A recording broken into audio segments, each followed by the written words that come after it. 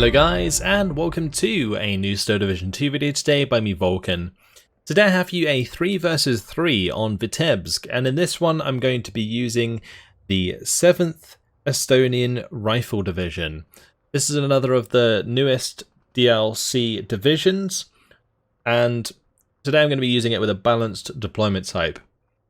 And there was something very interesting about this deck in this particular game, and that was that this battle group doesn't have any leaders. Now in the screenshot at the start of the video it probably has leaders because I've adjusted it since, but I wanted to try the division without leaders, and there was a very good reason for that, and that's because the division really doesn't have anything that stands out, nothing that really massively benefits from leadership except from potentially its infantry. But its infantry is just the equivalent of Straki, basically, or Straki DP. So you'll see Laskarid are pretty much the equivalent of Straki, they're both rifle squads, and Laskarid DP is basically Straki DP. So those squads, yeah, infantry always benefits from veterancy, but I thought maybe I could make a deck that doesn't have any veterancy, and that takes away at least 2 cards of infantry leaders, and it also takes away the card of the commander, and that leaves you 3 slots that you can fill with other things, or more things. So more infantry, more tanks, more AT, and so that's what I did, and that's how this deck came to fruition, basically. So that's what we're going to be playing with today, and yeah, it was very interesting. You kind of have to treat all of your infantry as if they're disheartened, and fall them back as soon as they get pinned down, because otherwise they will surrender, because leaders are there to help stop surrenders and give you time to fall back. But in this case, I've just got to be super on the ball, make sure that I'm falling back fast enough, otherwise my units will get surrendered. Anyway, let's have a look at some of the units going down here. It's going to be a lot of infantry. They don't have much standout armor. T26s, KVs, Churchills, T34s. They don't get access to the T34s till the late game though, so you kind of have to work with what you got in the early game, which is again the T26s and the KV-1Ss, which really don't match up too well to strong medium armor like Panzer IVs. So you've got to be kind of careful there. Stugs will also kill KV-1Ss very easily. But if I use them correctly, same with the T26s, they can be effective. I do have a couple of Su-85s if I need them with high veterancy to take on heavier targets. So if I need to kill enemy T34 from the Pansari, or something from Sturmsource here in the 20th Panzergrenade that's a bit stronger, maybe like the Tiger P or like an Elephant, then the Su-85s with their APCR might be able to help me out with that. But in this close range engagement, I think it's unlikely that I'm going to be up against the 20th Panzergrenade. Most likely going to be up against 28th Jaeger or the Pansari Divisiona, because those 2 divisions have decent infantry that can contest closer ranges that I'm going to be fighting in. So yeah, I've got multiple units of Laskarid DP here, so we've got 7 squads of those. We've got 2 50mm mortars, 2 AT guns, and a Tapsus Lasker, which is just a sniper squad in a BA-20. And then on the right hand side here, we're going to have 2 82mm mortars, which are the bigger ones, and then we got more Laskarid DP. It's going to be 5 squads there, KV-1S, T26E, and 2 50mm mortars with a 45mm AT gun, and another sniper. So the snipers are pretty much going to provide exclusively recon for the most part. I'm not really going to try and get them into combat, but the BA-20 can be used for combat because it is an armoured car. So that basically allows me to harass enemy infantry at range with the machine gun and not be able to be taken out unless an enemy armoured unit or an AT gun kills it. So the BA-20s and other machine gun recon cars like it can be quite effective in situations where your opponent is unlikely to use AT or armor, like in close range engagements. Of course, you should ideally be supporting your light cover engagements with tanks because it is very effective.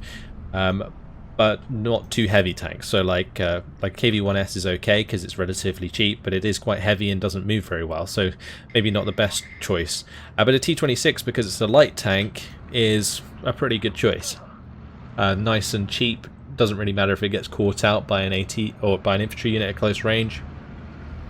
But yeah, off we go. You can see all my orders here. My 45 is going to unload early to try and snipe some of these BMWs that are flying towards me down the road.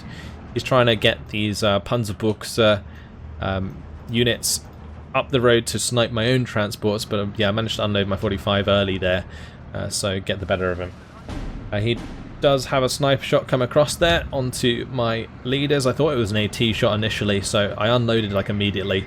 I probably shouldn't have. I should have tried to get further up, because he's now got 2 machine guns and a sniper engaging my Lascare DP, which can't even fire back, which is, yeah, not ideal. And my Tapsisleska and the Lascare managed to clean up those squads, but my 50mm mortars, they got some work to do. So these 50mm mortars, on the Soviet side, like 50mm mortars have 800-meter range. So they're pretty useful in this scenario. You can see that I'm absolutely destroying the Scharfschütze there. With these 50mm mortars, they're going to squeeze forwards a little bit more now, go for the MG42, and just get rid of that cover. Now they can turn and fire onto these guys. They have really, really fast aim time. And I've also got the 82mm mortars now also going for the MG42s. So with this deck, with the 7th Estonian, it's super important that you do use mortar support like this. I think these 50mm mortars are crucial for infantry engagements because, I mean, in this case even more so. Again, I don't have any leaders, so as soon as my units get pinned down, I have to do a runner. Otherwise he's just going to move on to them and surrender them. So making sure that I pin down his infantry before he pins down mine infantry is super important, and that's where the mortars come into play. And even if I had leaders, I would still probably make this play. The 50mm mortars in this deck are so important for getting value out of your infantry. And when I'm up against like Jaegers at close range can be super scary because they have 7 MP40s, which makes them like really good close range infantry squads, well, at least good value for money close range infantry squads. They're not like the best close range infantry squad, but they're definitely good value for money. And against the Lascare at 100-meter range, they're going to tear through them. So I've got to make sure I've got 50mm mortars that can pin them down. But I do have to make sure, of course, they don't get run down themselves. And you can see here, because the front line's pushing in the center, I'm making sure to move my 50mm mortars away. But yeah, the KV-1S is certainly providing like decent support. And I've also, of course, got the T-26 behind that is going to be able to help out. But here, the Stug's going to come through the tree line, engage my KV-1S. I managed to pull back just enough to break line of sight. And in the meantime, my mortars have pinned down the Jaegers here.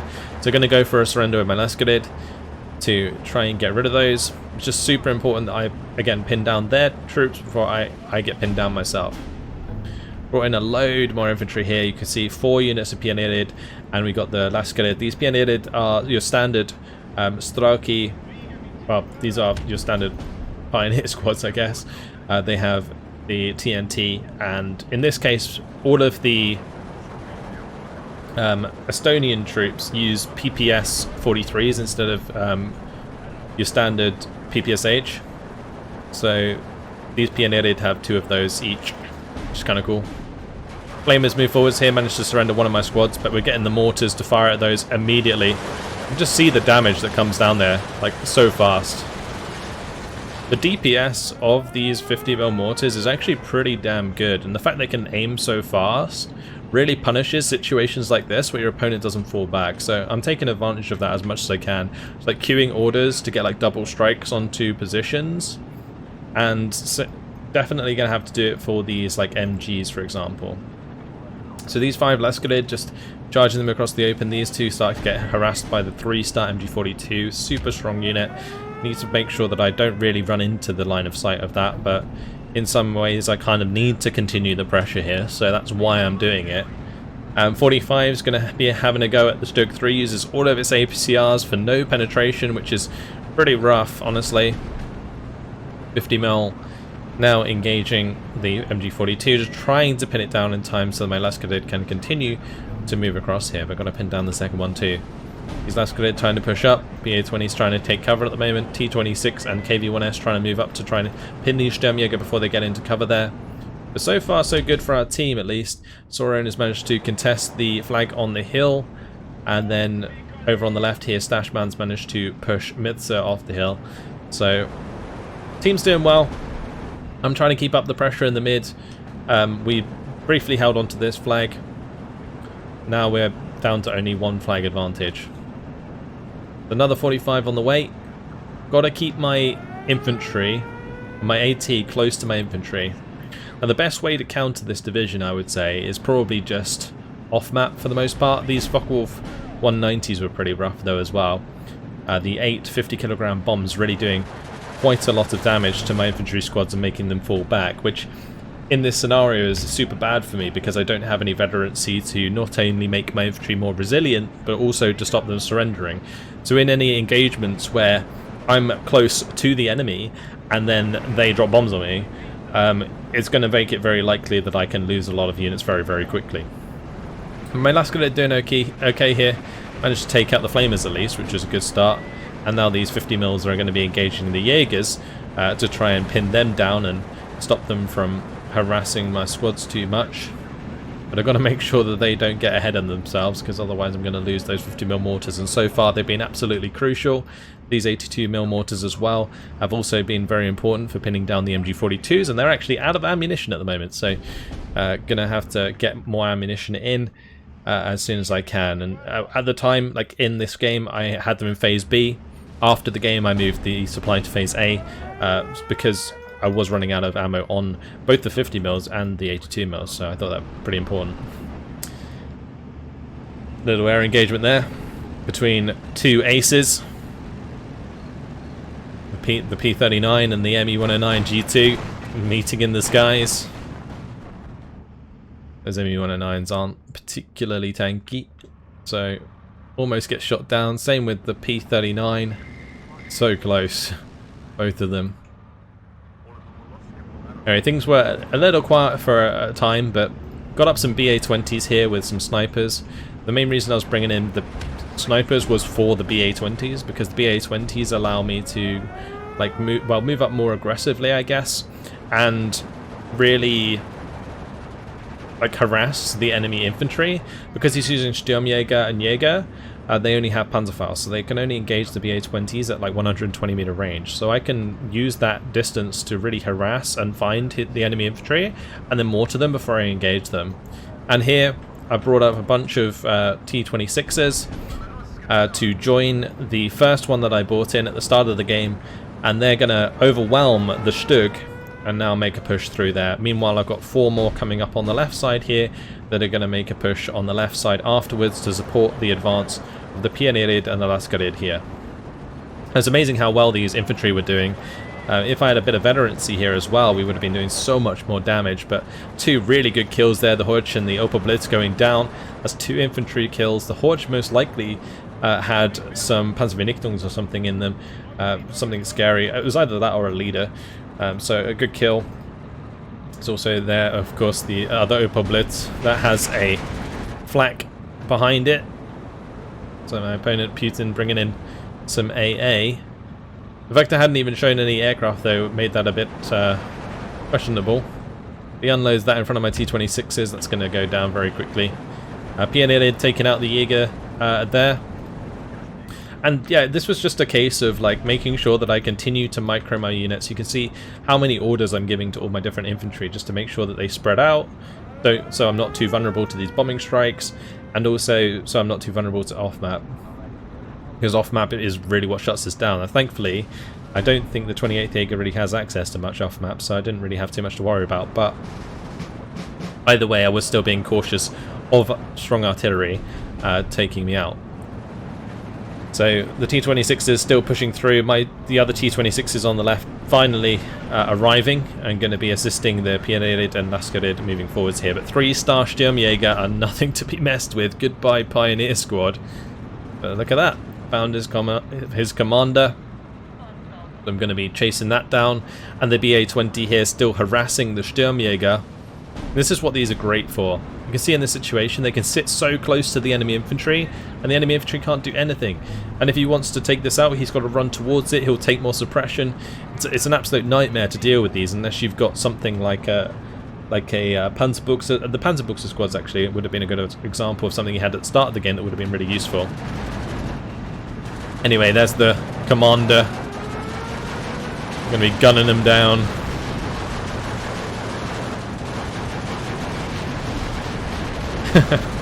Takes a lot of fire, I'll give him that much.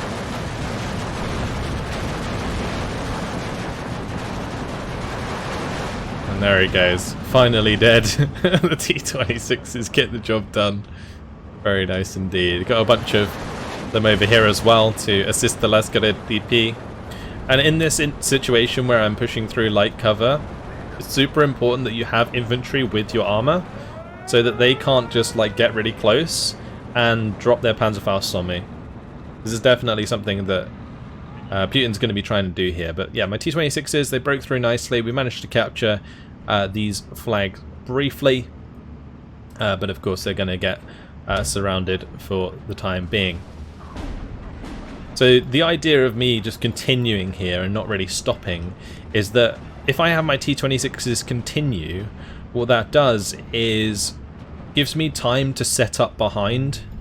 So these will harass the reinforcements really far up, which either forces infantry to unload or allows me to just straight up engage. We actually shoot down the ME-109 there. Actually engage like enemy armor, because T-26s aren't anything to be ashamed of. Like, they are really strong units. Like 75 mils of penetration at close range is actually really decent for dealing with medium tanks. The place where like a Stug would do really well though is if this was a range at like 1,500 meters or 1,700 meters. These T-26s would be just eaten for breakfast. But because I'm able to keep them like tight to the side of the hill here, and also in the trees here, I'm able to get quite close, which gives me decent penetration. And because these have quite good rate of fire, they can actually get some decent shots in. So you can see 10 round per minute rate of fire. Managed to kill one there. Now it's just a 1v1. Stug's struggling to kill that off, so I'm able to bring these ones over, and bam, goodbye a second Stug. So whilst this has all been going on, I brought up multiple AT guns behind me just to help solidify my position here. I'm bringing up Mustadmantlit. These are big infantry squads. I believe they're 15-man disheartened squads, so they automatically fall back when they get pinned down. You can bring in like infantry to assist, so you do have Smersh in this division that can act as military police to stop the disheartened trait from being a thing. So and that is an option, and at this point, like in this game, I did have those available. So I will bring in like a few later on. But yeah, Mustadmantlit really good because they got decent amount of close range infantry like weapons. So they got 4 MP40s and then the 10 rifles here. So like good close to medium range units that aren't too expensive, do a decent amount of damage. I've also, as you can see, started to build up quite a lot of AA. I've got 3 37s on the field here, and I'm going to be bringing up more as the game goes on. I've got another one here, for example. So that's now going to be 4 of them. And the reason I need so many is because I don't have leaders and commanders again, right? So I need to basically just overwhelm enemy aircraft best I can. Ju-87 is going to get the better of 2 T-26s here. T-26s are so slow I couldn't spread them out in time, which was unfortunate. But they're doing their job. They're slowing down Putin's counterattack. And that's all I need to do, just delay as long as I can with these T-26s that have already got really good value by killing multiple Stugs. And just get, like, my Su-85s are now coming in. We've got these 2 F-22s that are going to be getting to the edge of the hill here. And I'm also, like, making sure that I'm cleaning out the rest of the infantry that's actually on the hill. It's here. And so, once again, Stug's going to get hit at close range. This time around, we managed to kill 1, but not 2. because the Ju-87 saves the day. So yeah, I'm quite happy with the trades that we're making here with the T-26s. It's, yeah, again, slowing down the counterattack. I've got Razvedka, M3A1 Razvedka here, or the Lure. This is just a recon unit. Gonna have to make sure I unload that before it gets killed, because it almost gets killed with the infantry inside. I managed to unload just in time before the armoured car gets destroyed. Unfortunately, the recon goes down as well, but it gives us a brief idea of what's over on the left in the meantime. Yeah, more Mustadbandlid on the way. They're all pushing over to the right. I'm trying to put some pressure on this town. See the off-map planes starting to come in. I do have a lot of AA, so Firmsource being a little bit cautious. ME-109 gonna be trying to go for the T-26, but the Spitfire does take out the off-map there, so that was really nice. Those biplanes can be really, really weak to enemy fighters. Really good job by Stashman to take that out. And Soren are trying to use his P-39 to catch the ME-109, but doubt that's going to happen because the ME-109s are pretty fast. Anyway, good position here.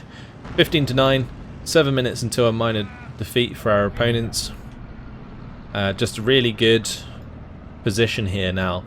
Makes it very, very difficult for them to come back, and they still got to get rid of this T-26 that's holding this flag. F-22 in the meantime. This is usually an artillery unit, but in this case I'm using it as AT because in the 7th Estonian they do have it as an AT option specifically.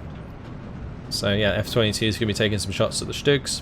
Ju-87 does come in there and kill off the last T-26, unfortunately. I've got my own tricks up my sleeve. The IL-2 coming in there.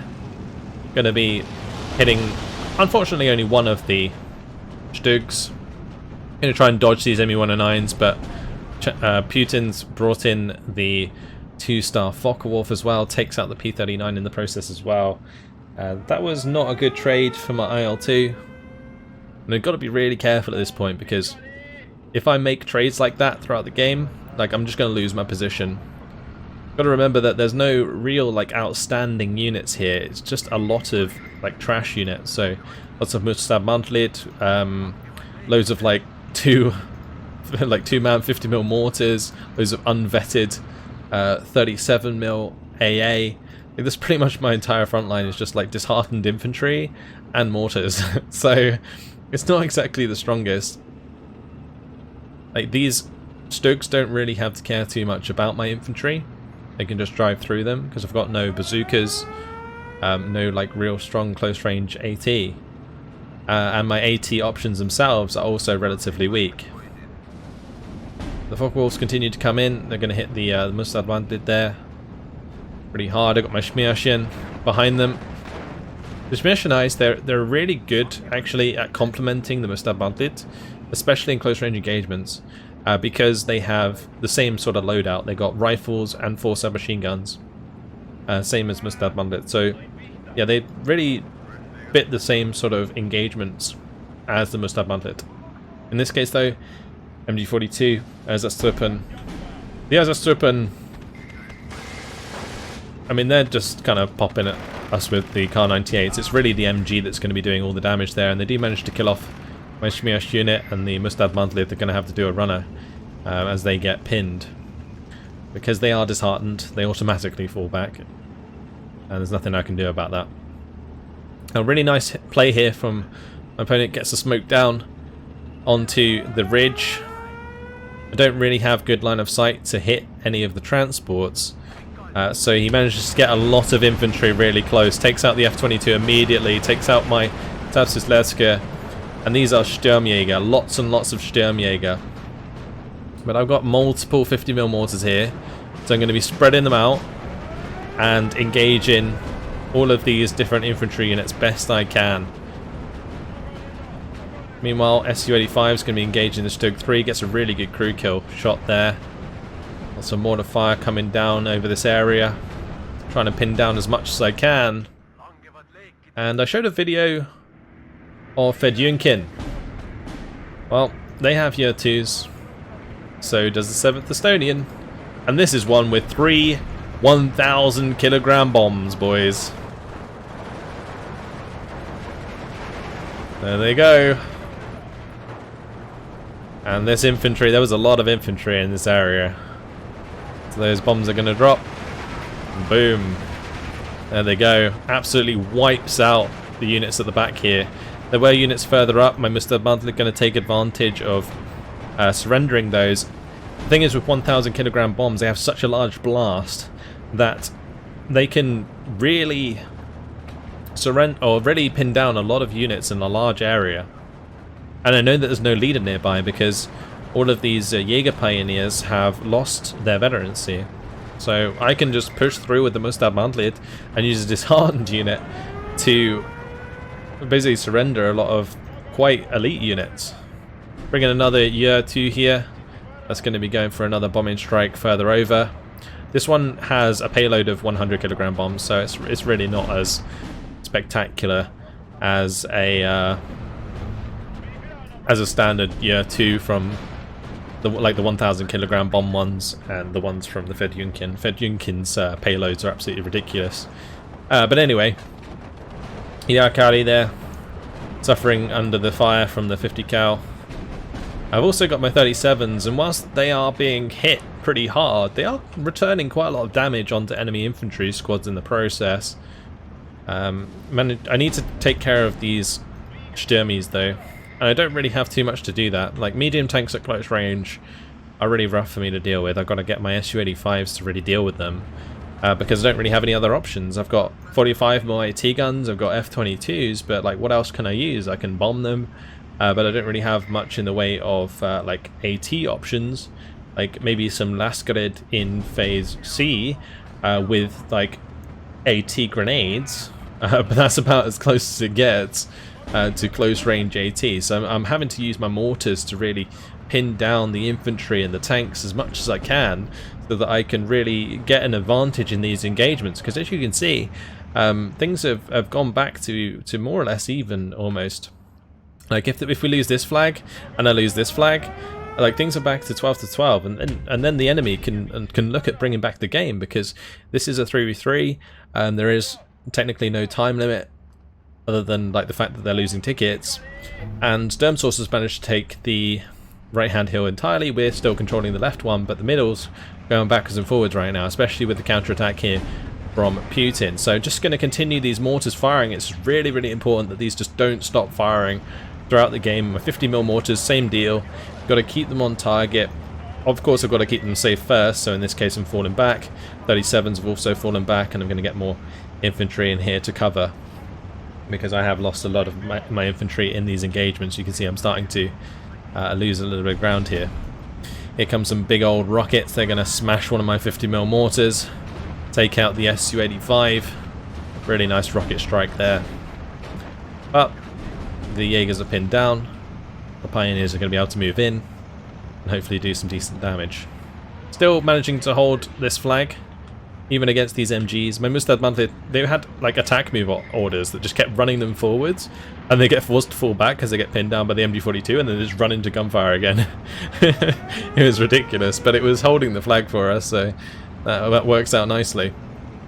So 3 37s now left. I've lost quite a lot of them. I think I bought 5 or 6 throughout the game, and there's 3 left. Do quite a lot of damage to these HE-111s. Managed to shoot one down. The Focke-Wulf did manage to pin 2 of them before the HE-111s came in, but they both get taken out, so that wasn't too bad in the end. More Lascarid now arriving. You can see I'm now having to bring in these Lascarid because they really do give a bit more threat than the Lascarid DP or the Mustad Mantlet. Even though the Mustad Mantlet in this situation are really strong. So these are a lot of like weakened units. I've been hitting them with mortars, I've been hitting them with bombs. And these are 15-man squads, so they have a lot of like strength, a lot more DPS than weakened squads that they come up against. And so I can really do a lot of damage to them.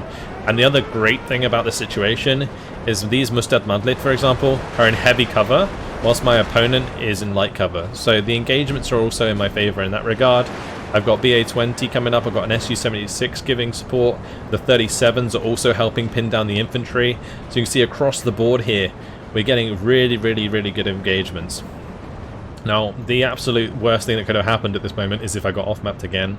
Like, I would have lost so much stuff.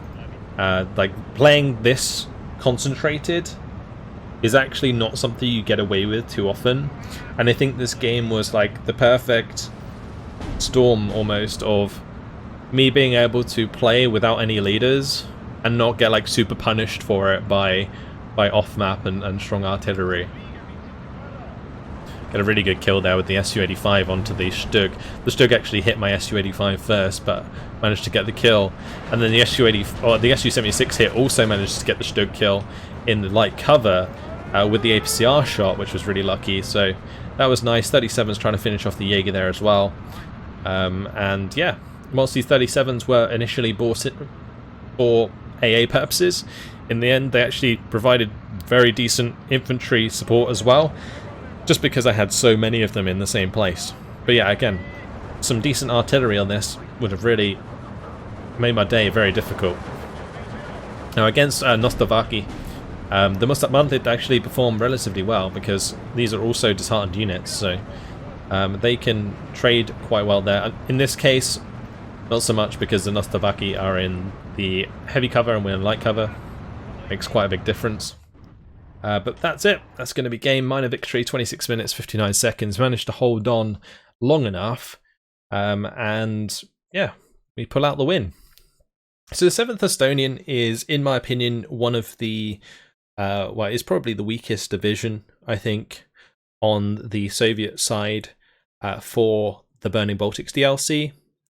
It's actually very difficult to use because it lacks in like close range AT options, and close range is the only place where it performs in the first place, because at longer ranges you don't have anything that can match up to heavy armor. You just don't. Su-85s are as close as it come, and even they only really benefit from being in light cover in order to engage the enemy. You've got your bombers and Andrushas in Phase C, but again, they are not something that is reliable at killing heavy armor. So whilst like especially in terms of the amount of supply you're going to have to use to kill something like a panther or a tiger, your opponent's going to have to group up like a couple of panthers or a couple of tigers in the same spot for an Andrusha to really be worth it. You don't want to put a single Andrusha on a single panther because you're probably actually pretty unlikely to kill it. You'd have to put 2 Andrushas on it, and then is it really worth it? But if there's more than one thing in the same area, then maybe it's worth it. And so again, it's not reliable. Same deal with the bombers. So yeah, it's a tough division to use. It really is. It lacks the options in the early game to deal with a lot of medium armor. And whilst in this game I did manage to use the T-26s to overcome the Stugs, that's because they were Stugs and they're self-propelled. Whereas if it was like a Panzer IV or a bunch of Panzer IVs as opposed to a bunch of Stugs, then that might have been a different story. These T-26s don't have a lot of health. They will get popped quite easily. So, you know, potentially I got quite lucky there since the Stugs did have decent veterancy. In the late game, you do have like a bunch of T-34s that can kind of come in and help with sort of like medium range engagements, but by then, like, it's just about holding on with this deck because, again, you just don't have the quality to pull through. You have the numbers, but not the quality, and that's why initially I made this deck without leaders because I just felt like you didn't really need them. But in hindsight, I think the veterancy would have been useful for the infantry engagements and also useful for my AA. Because if the amount of 37s I brought in, if they all had like some sort of like leadership with them, we probably would have shot down like a lot more of those aircraft, a lot of the Focke-Wulfs and so on. So yeah, either way, it was a fun game and it was a good solid try with the division.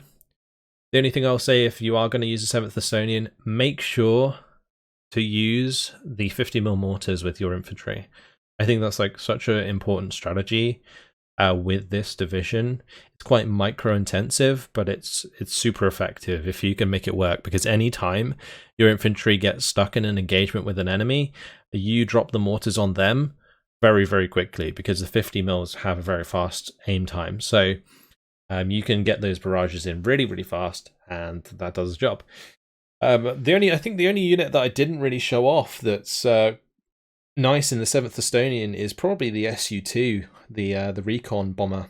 I think it's a bomber in the 7th Estonian. It might be the AT version, but regardless, the Su-2s are actually kind of interesting. They have enough firepower to shoot down enemy aircraft, and they also come with a payload and recon, so decent aircraft. Maybe a little bit overpriced, but definitely can kill off some decent units for you. Especially strong AT guns and stuff are really good targets for those.